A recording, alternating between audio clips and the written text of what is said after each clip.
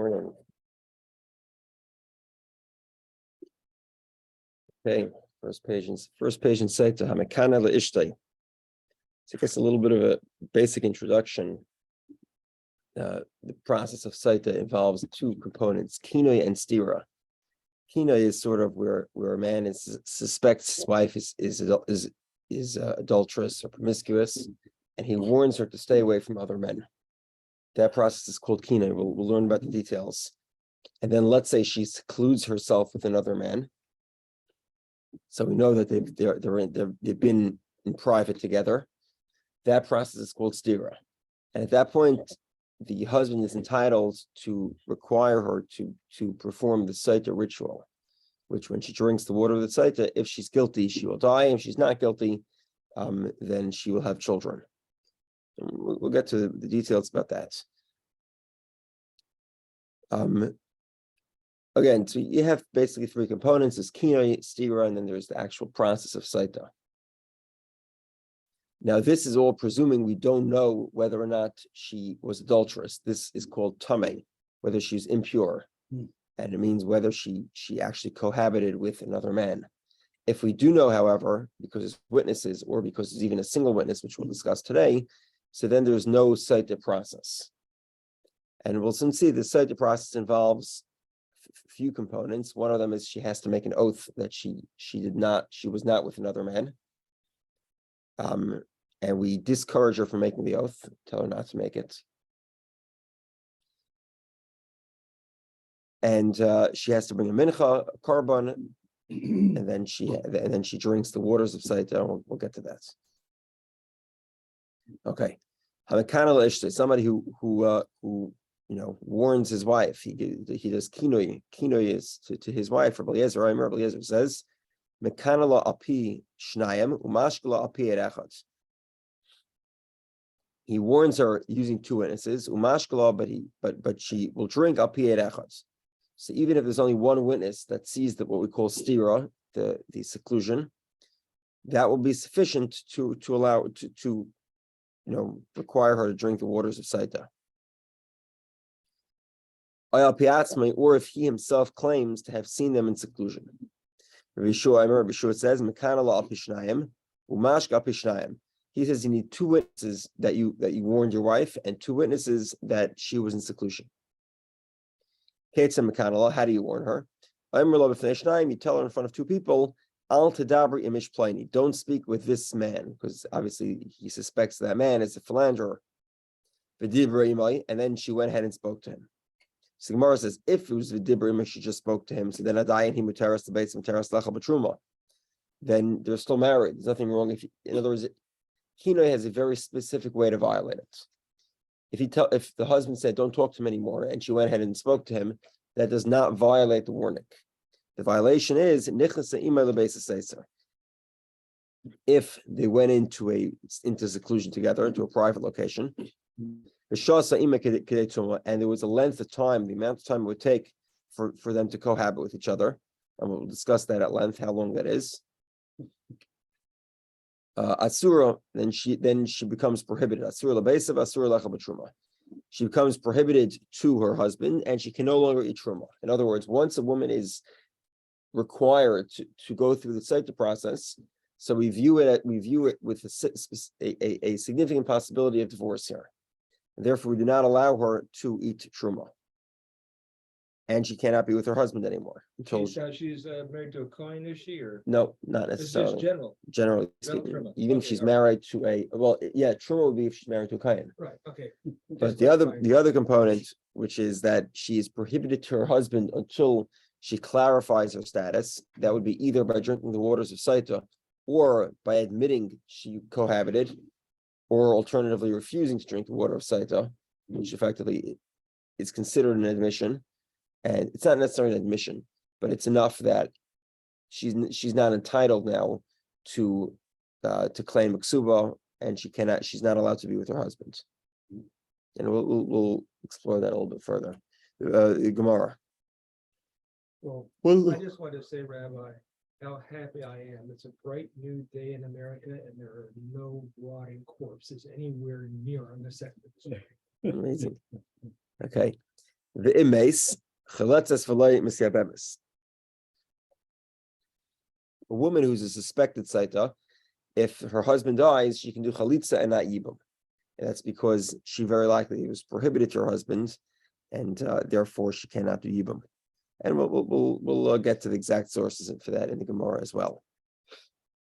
So the Gemara says, obviously the first question in the Gemara is Michdi. Let's examine this a little closer. Tana mi nozer salak. The previous Masechta was Masechta's nozer. My Tana dikatani saita. What exactly does it say, and what's the connection between nozer and saita? Why is saita after nozer?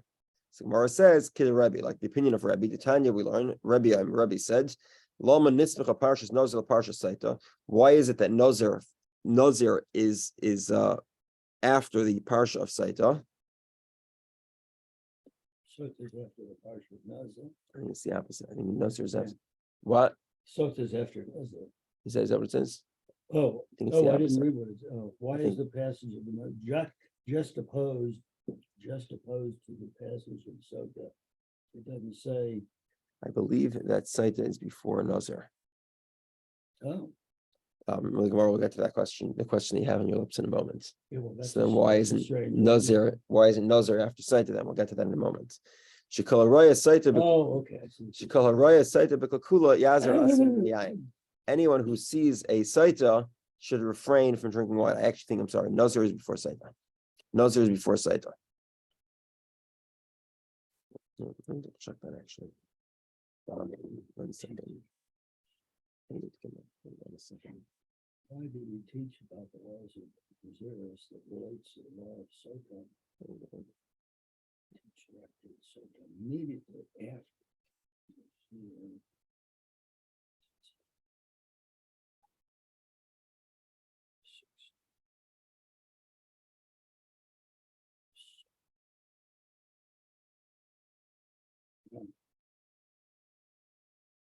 We're talking about in Hamash.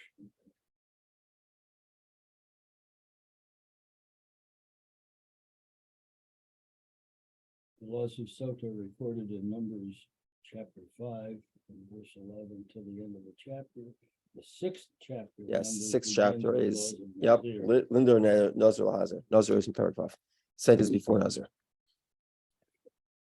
Yeah. Shekol haraya saita b'kakula yazer aser yayin. Somebody who sees a saita, in other words, he sees a woman going through the process of saita, should refrain from drinking wine. And why is this? Because very often it's alcohol that leads to this type of behavior, and therefore the Torah is saying that if somebody sees this happening, meaning he's concerned that this might happen to him, he should refrain from drinking wine. Wine is sort of the wine loosens the inhibitions that make such a thing possible. It shouldn't be a surprise. Okay. Right. So the Gemara says, "V'lisni saita v'hadu lisni nazir." So let saita be before nazir, because sort of chronologically the way it happens is, the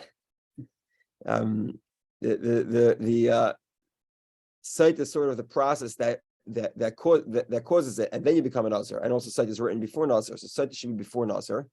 So the Gemara says, "Ayatana ksubas v'tana hamadir," because in Seder Noshim we learn about ksuba.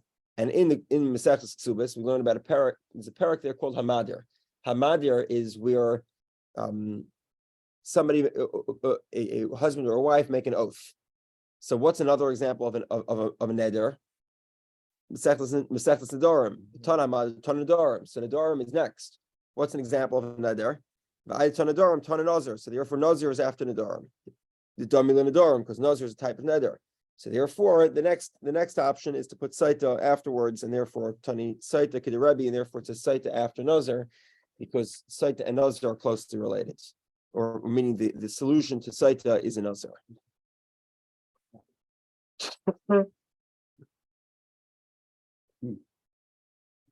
Okay. So Gemara says hamakana. Somebody. The Mishnah starts off hamakana leishke. Somebody who warns his wife. The implication there is the Mishnah doesn't say you should warn your wife. It says somebody who did warn his wife. The implication of that is the evet in lechatchila loy, that one in general should not be warning his wife. This is, in general, this is only a diavad situation. One is allowed to do this, but it's not recommended. The Gemara says, "Kasavar Tana, our opinion, our author, the author of our mission holds, also lekanais, one should not ever warn his wife." Okay, now, and therefore that's what the Mishnah says. Hamakana b'diavad, one should not go out lechatchila ab initio to warn his wife. Amar Rav Shmuel bar Rav Yitzchak. Rav Shmuel bar Rav Yitzchak, the son of Rav Yitzchak, says, "Ki have a pasuk Rish Lakish b'Sotah." When Rish Lakish began teaching the laws of Sotah, Amar Hachi, this is what he said: "Ein mizavgen la'adam isha ela lefi ma'asav."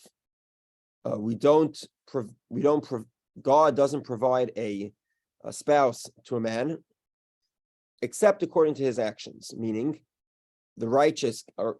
God gives them a good wife, and the wicked, God gives them a not such good wife. Shenemar, as the pasuk says, "Ki lo yenuach shevet harosha al gerel hatzadikim," because the rod of the wicked will not fall in the lottery of the righteous. Presumably, God sort of arranges a lottery to make sure that, everybody's equal. There's a lottery, but some are more equal than others. And the righteous, in this case, the righteous are more equal, and they don't win the lottery of the wicked. Okay, Amra Rav Chana Amar B'Yechanan. So Rav Chana says the name of Rabbi Yechanan, because God has to find a suitable match for everybody. The Koshin Lazav going to Kriyas Yamsuf. It is as difficult for God to make shidduchim like Kriyas Yamsuf. And when it's come to what I spoke about in Parshas B'Shalach, you know exactly what we're talking about here. Shenemar, as the pasuk says, Elikim Moshe v'Chidim Baisa. God places individuals in a house. Moitzi Asira b'Kasharis. He takes out, Asirim is those that are in prison, prisoners, because Kasharis here is understood. Rashi means in a month that was neither too hot nor too cold. Basically, the month of spring, which is in Nisan, which is when the Jewish people were taken out of Egypt. Okay, according to Rashi, it's not clear what the reference is to splitting of the sea. Other versions imply that B'chasharis is understood as B'chi v'shiras, meaning with weeping and joy, because the Egyptians were weeping because they ended up at the bottom of the ocean, bottom of the sea, and the Jews were singing God's praises. So that's clearly a reference to the Kriyas Yamsuf, the splitting of the sea. Okay, so the Gemara asks, "Va'amar Rabbi Yehudah Amar Rav." Rabbi Yehudah says in the name of Rav, "Arba'am yem kadmi tzir savlad bas kol yosef amers bas plani leplani, bias plani leplani, soda plani leplani." It seems here that 40 days before a child is born, God sort of declares who their spouse will be. Now, the Gemara says many of the things that God declares, right? Obviously the three priorities that one should have in life, and this is certainly the traditional and recommended practice, is one should first have, there's a soda, a bias, and an isha. A house is an income, a soda is a field, which is an income, a bias is a house, which is a place to live, and an isha is a wife. However, what's interesting here is that when God declares them, they aren't declared in that order, they're declared in the opposite order. Bas plani leplani, first their spouse is declared, then bias where you live, and then soda, your income. They're declared in reverse order. I think Gemara debates exactly there are certain scenarios where this is not the typical order.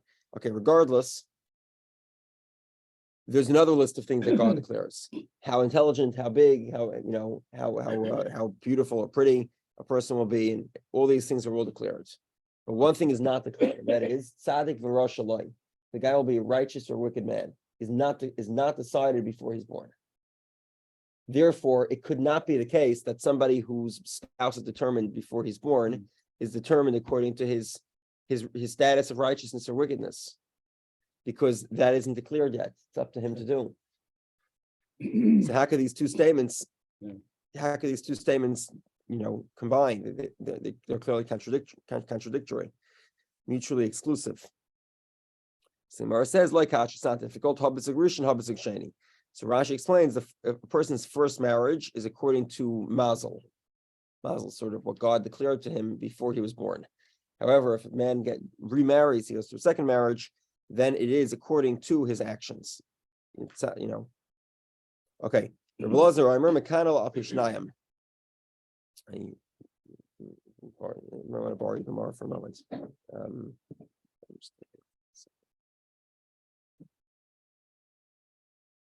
Might add that last resolution wasn't the most cheery of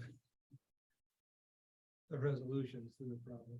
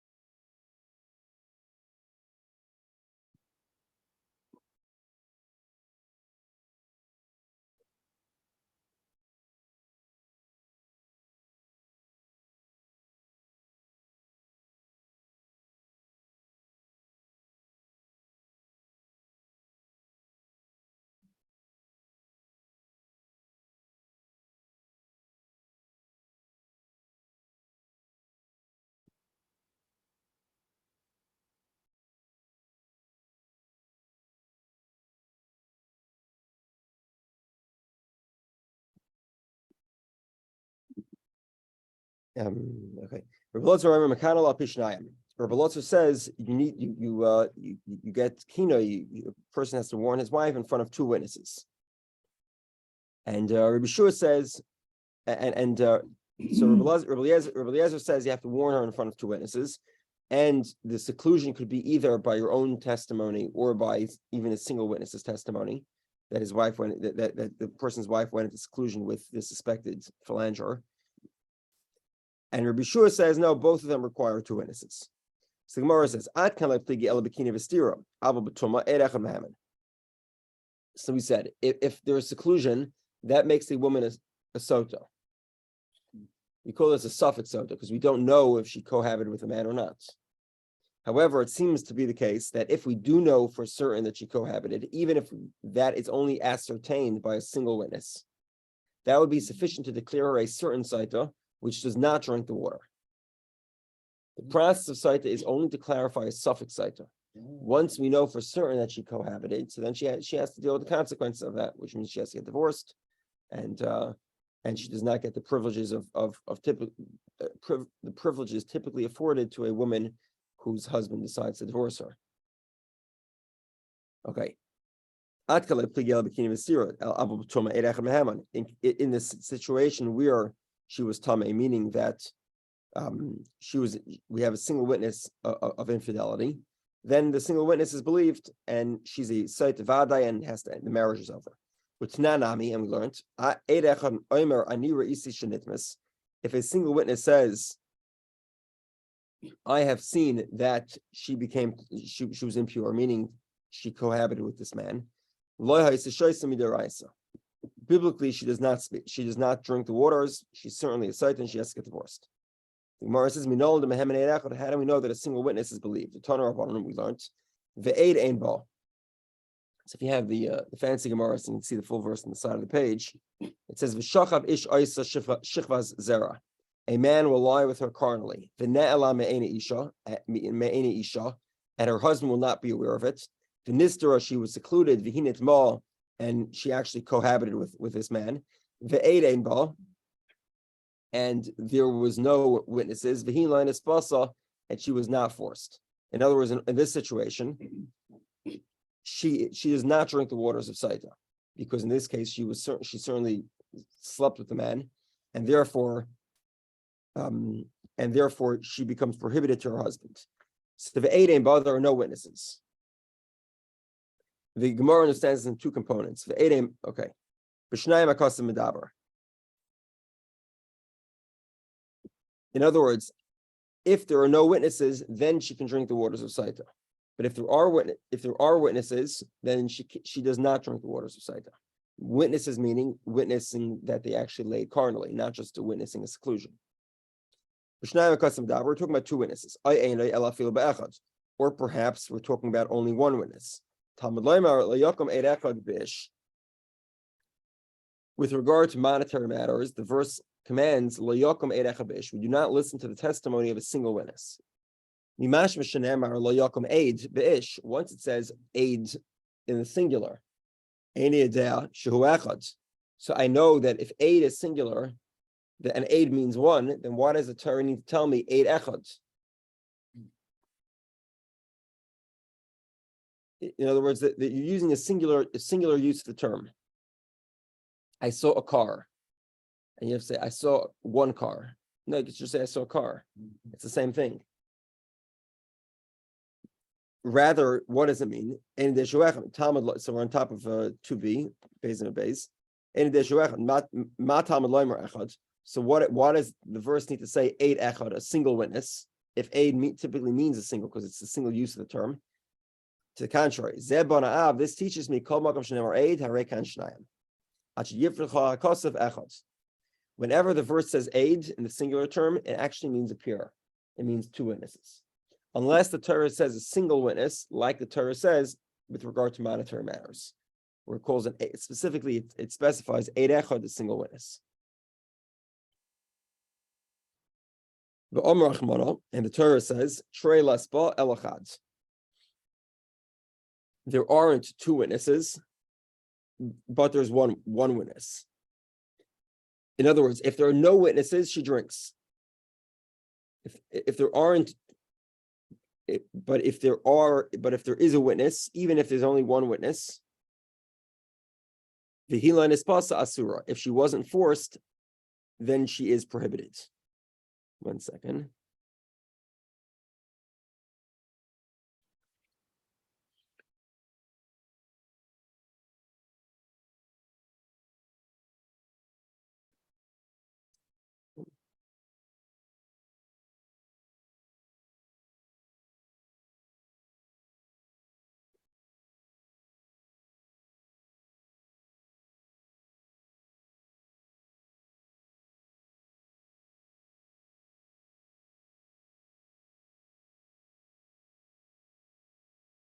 Yeah, so what the Torah is saying here is that if they certainly cohabited and there isn't two witnesses, but there's one witness, then she's prohibited, and they must get divorced because she's considered a site of Adai.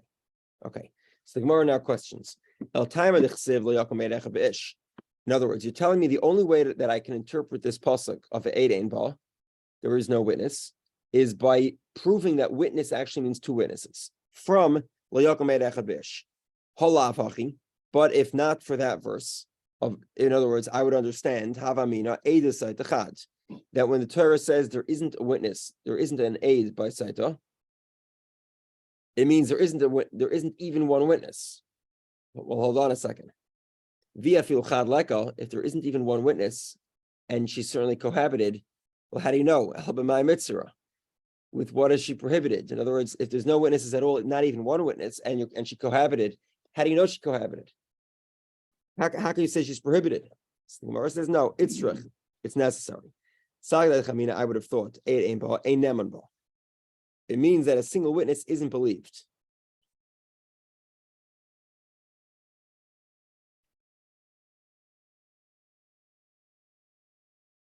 Meaning the Torah is not coming to tell me that the Torah is saying that even a single witness isn't believed to prohibit her.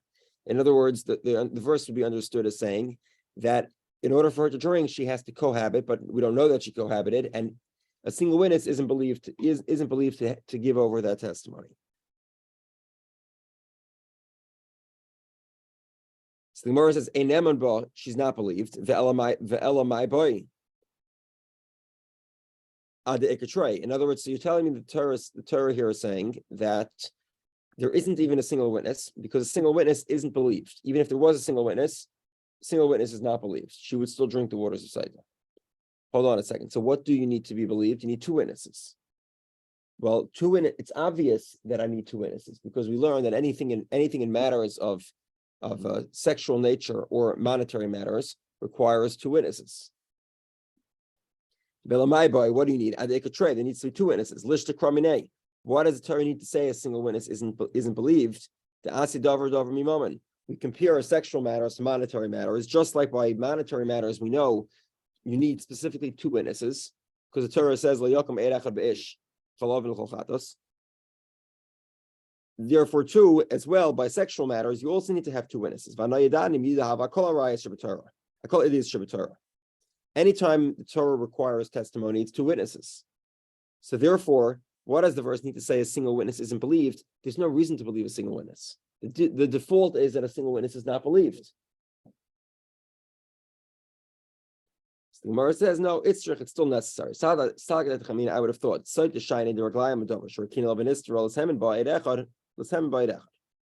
In other words, Sotah is different. Typically, by matters of money or sexual nature, there's no reason there's no additional grounds for suspicion. Sotah certainly has additional grounds for suspicion. The man suspects his wife of having a relationship with some random guy. He warns her, then they go into seclusion. So she knew that she should not be doing this. And she knew that she's under suspicion for doing it, and she did it anyway. There's certainly additional grounds here to trust a single witness. Even if you wouldn't trust a single witness to, let's say, with regard to writing a divorce or specifying whether a certain individual was adulterous, over here there's additional grounds. Maybe, in other words, so two witnesses saw him warning his wife, two witnesses saw him going into seclusion. There was one guy who happened to have seen the act. There's this significant additional reasons to believe him. So I would think he should be believed, and that's the Torah has to say no, a single witness.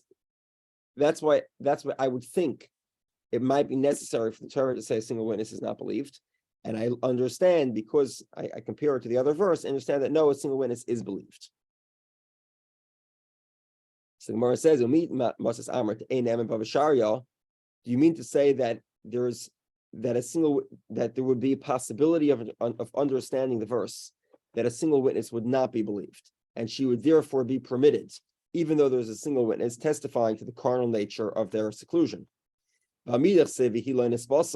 But since the verse states she was not forced, presumably this was a relationship of her own volition, and she'd be prohibited. In other words, the implication here is that because she carnally laid with the man, therefore she would be prohibited to him. Even with the witness, in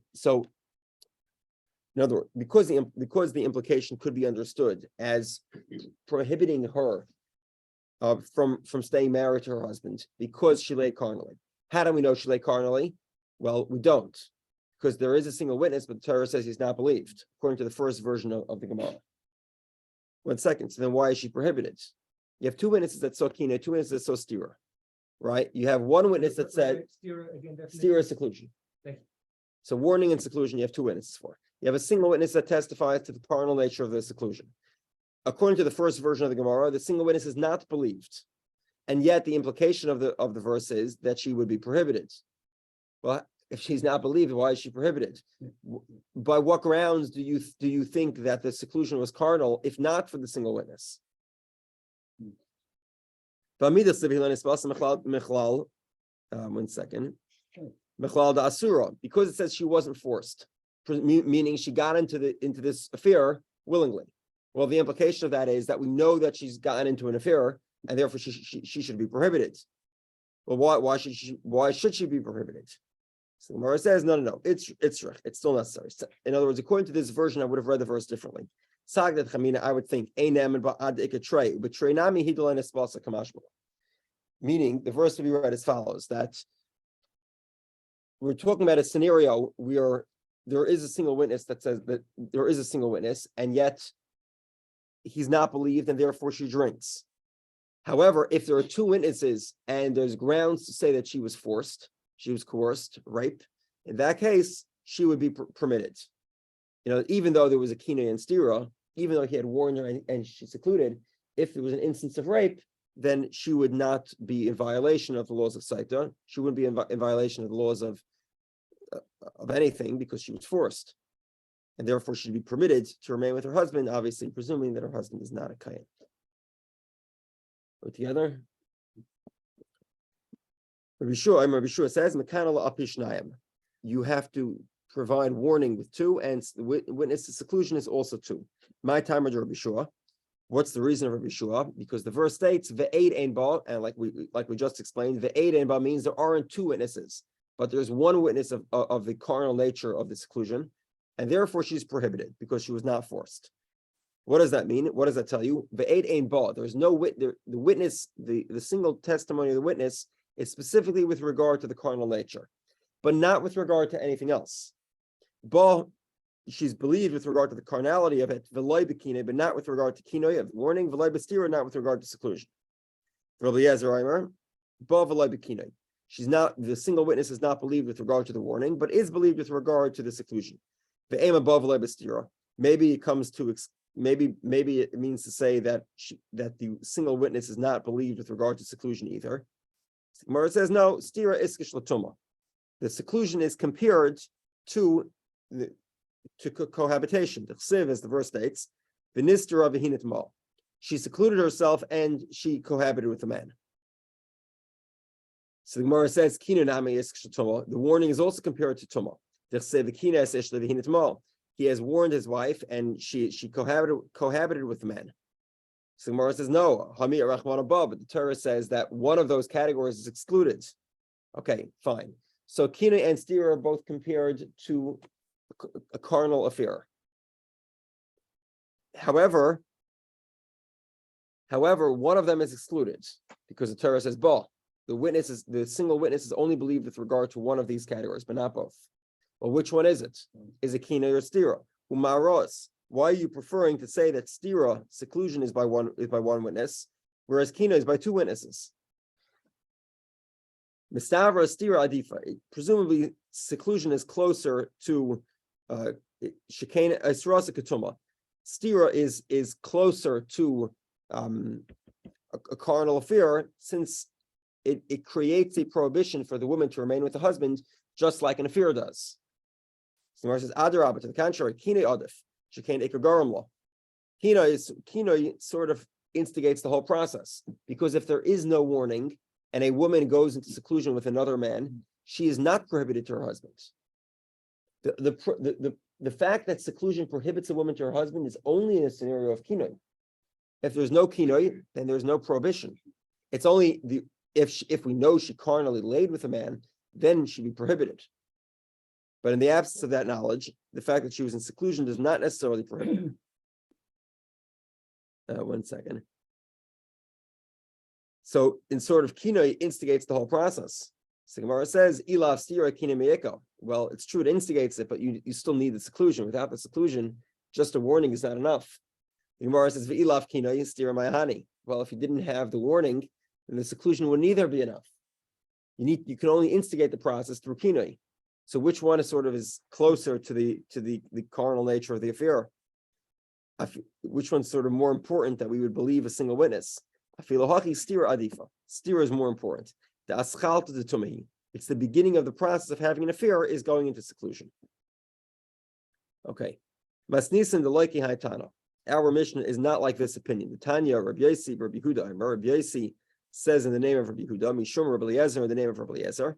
Hamekana leishtay mekana al pi echad al pi atzmai umashkala al pi shnayim. He warns her through a single witness or through himself. It is not necessary for a person to warn his wife in the presence of witnesses. The rabbis responded, according to Rabbi Yehudah, it's a dangerous rabbit hole. We'll explain what that is in a moment. The dangerous rabbit hole, let's explain it now. The dangerous rabbit hole is very simple. If he can say that I warned you, but there's no witnesses, then anytime she's in seclusion, he can always make up a story and say, I warned you, because he doesn't have to support it. He doesn't have to bring a support of any witness to make that claim. My time, Rabbi Yehudah. What's the reason of Rabbi Yehudah? Gemara says, Amar Kra Ba. The Torah says, Ba v'lai b'stira. We exclude seclusion from the reliability of a single witness. A single witness is not believed with regard to seclusion, but is believed with regard to warning. Maybe it means to exclude kinoi. Gemara says no. Kinoi is kishatuma. Kinoi is compared to tuma. He warns his wife and she cohabited. So you see that the warning is related to the cohabiting. The Gemara says steer is also compared to chsiv of a mal. Gemara says no. V'nistra of a mal is not coming to say that stira seclusion is compared to the affair. Rather, the affair defines what seclusion is. In other words, the length of the seclusion has to be the length of time it takes to have an affair. Exactly how long that is, and what acts. In other words, what exactly are we timing? Obviously, if an affair contains many different components, what exactly is being timed here? We'll get to that. I think tomorrow or the next day. Hahula kama shir stira. How long is the length of seclusion? Kedei tuma. It's the length of time of the potential to have an affair. Who does? Okay. Yeshiva Chachamim Divrei Rabbi Yehudah ein l'davar seif. According to Rabbi Yehudah, there's no end. What does this mean? The zimin delay. It might be that he never actually warned her of Amar Kanoi, and he claims he warned her, and therefore, when two witnesses say that there was a seclusion, he can force his wife to go through the Sotah process. So the Gemara asks, is there an end to our Mishnah? According to one opinion of our Mishnah, even though the warning happens with two people, but he can claim he saw her in seclusion. So there's no end either. Zimin delay stater. Maybe there was no seclusion. V'amar stater, and he says there was a seclusion. Even according to Rabbi Yehudah, there's no end.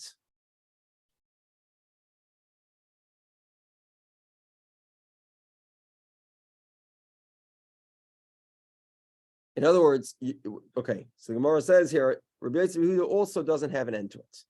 The Gemara says, why are you making the statement on Rabbi Yehudah? You should make the statement in our Mishnah.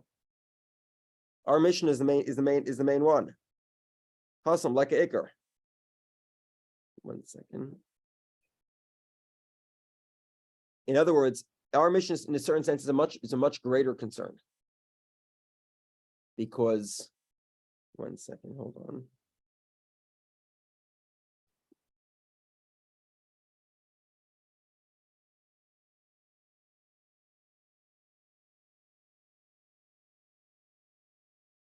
In other words, 1 second, hold on.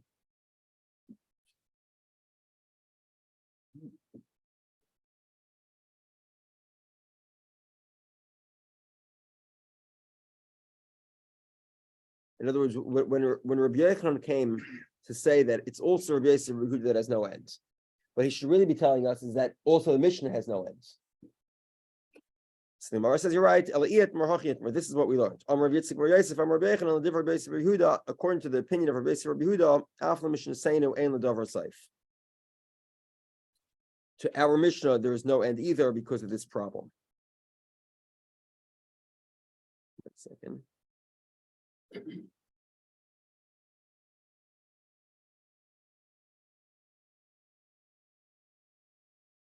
Yeah. Okay. In other words, in our Mishnah, in a certain sense, it's much easier. The rabbit holes, the slippery slope is much slippery. Why? Because the guy gets mad at his wife. So then he hires two witnesses. He calls two witnesses out off the street. He warns his wife, which he can do. Anyone could do. Right. And then he makes up the next day that she was adulterous. It's a much more slippery slope than the opposite way, which is that two witnesses came to him and said, your wife was in seclusion. He's not particularly mad at the moment. He won't make a claim that he warned her. The much more slippery slope is when everything is within his hands. This way, when he's mad, he can force his wife to become a Sotah. Whereas in Rabbi Yehudah, it's a much lighter slope because he still has to find witnesses have to appear that say that his wife is in seclusion, and then he can decide to get his wife to get his wife. Okay. 1 second. Amar of Chanina Misura. Of Chanina from Surah said, "Le'lema inish le'itze b'zman hazeh le'tistri b'hadi ploni." A man should not tell his wife, "Don't seclude yourself with another man." Why? What's going to happen is perhaps the halacha follows Rabbi Yehudah that you can warn your wife even with a single witness. And then what's going to happen? and maybe she'll she might end up in seclusion with that man, and then she'll become prohibited because there's kinoi and stira. So if a person warns his wife to stay away from somebody, and it ends up that they were in seclusion, that could be that the consequence of that could be that he would have to divorce her because there is no mesaita lemivdika to for her to go through the process. He would have a permanent prohibition to remain with her. Okay. Stop now.